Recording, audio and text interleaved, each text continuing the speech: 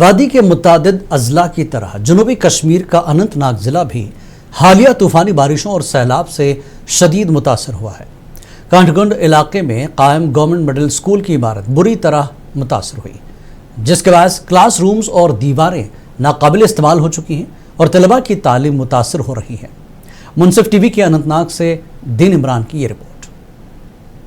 وادی کے متعدد اضلاع کے ساتھ ساتھ جنوبی کشمیر کے ضلع اننت ناگ میں جہاں حالیہ طوفانی بارشوں اور تباہ کن سیلاب نے کئی مقامات پر بھاری نقصان پہنچایا ہے، وہیں ضلع کے کانٹھ گنڈ نامی علاقے میں قائم گورنمنٹ مڈل اسکول کی عمارت کو شدید نقصان پہنچا ہے، جس کے باعث اسکول کی عمارت کی دیواریں اور کلاس رومز ناقابل استعمال ہو چکے ہیں۔ نتیجتاً طلباء کی تعلیم متاثر ہو رہی ہے۔ اس دوران کراڑ سے ڈیتھو تک جانے والی رابطہ سڑک بھی سیلاب کے باعث مختلف مقامات پر دھس گئی ہے، جس سے گاڑیوں اور راہگیروں کی آمد و رفت مکمل طور پر متاثر ہوئی ہے۔ علاقے میں گاڑیوں کی نقل و حمل بند ہونے سے مریضوں اور طلباء کو سخت مشکلات کا سامنا کرنا پڑ رہا ہے۔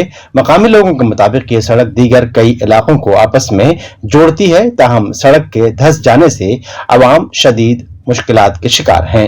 حالانکہ انتظامیہ نے متعلقہ سڑک کی بحالی پر تعمیراتی کام شروع کیا ہے اور توقع کی جا رہی ہے کہ بہت جلد سڑک کا تعمیراتی کام مکمل کیا جائے گا۔ وہیں علاقے میں قائم گورنمنٹ مڈل اسکول کی عمارت مکمل طور پر تباہ ہوئی، جس کے باعث طلباء کی تعلیم کافی متاثر ہو رہی ہے۔ سارا نقصان آپ نے دیکھا ہوگا، یہ اسکول کی بلڈنگ پوری طرح سے ڈسٹرائے ہو گئی ہے۔ ہماری روڈ کی کنیکٹیوٹی دو سائڈ سے یہاں پر آہو کی طرف سے بھی ڈسکنیکٹ ہو گئی، کراڑ کی طرف سے بھی ڈسکنیکٹ ہو گئی۔ اس بستی کو زبردست مشکلات کا سامنا کرنا پڑتا ہے، خاص کر یہ بچے متاثر ہو رہے ہیں۔ گاؤں کے اس پار سے بچے پڑھنے کے لیے آتے ہیں، کوئی کنیکٹیوٹی نہیں ہے، اسکول بلڈنگ بھی ختم ہو گئی ہے، روڈ کا بھی کوئی انتظام نہیں ہے، ساری دشواریوں کا سامنا کرنا پڑتا ہے۔ یہ جو گاؤں ہے ہمارا لگ بھگ 200 سے 250 چولہے ہیں، اس میں یہ پوری بستی متاثر ہو، یہی بستی متاثر نہیں ہے، علاقہ متاثر ہو رہا ہے۔ ہم نے مسلسل 2014 سے لے کے آج تک گورنمنٹ سے ڈیمانڈ کی کہ یہ نالا ہر سال گہرائی اختیار کرتا ہے۔ اگر 4 سال پہلے اس کی گہرائی 10 فٹ تھی، آج اس کی گہرائی 20 فٹ کے قریب ہے۔ اس کی وجوہات کیا ہے؟ اس کی وجوہات یہ ہے کہ اس میں مضبوط چیک ڈیمز نہیں ہے، کیونکہ یہ ایریا اس میں صرف بولڈر اور باجری ہے، باقی یہ نالا اس میں کوئی مٹی کا کوئی نام و نشان نہیں ہے۔ ہم گورنمنٹ سے استدعا کرتے ہیں کہ یہ جو نالا ہے اس کو فلڈ کنٹرول کے محکمہ کے سپرد کیا جائے اور مضبوط چیک ڈیمز بنا کے لوگوں کو تبھی راحت مل سکتا ہے۔ یہاں پڑوس کے گاؤں کے 2-3 بچے آتے وہ آ نہیں پاتے، کیونکہ بیچ میں نالا پڑتا ہے، اس میں پانی ہوتا ہے، وہ آ نہیں سکتے، اور ہمیں بھی پڑھنے میں بہت دقت ہوتی ہے۔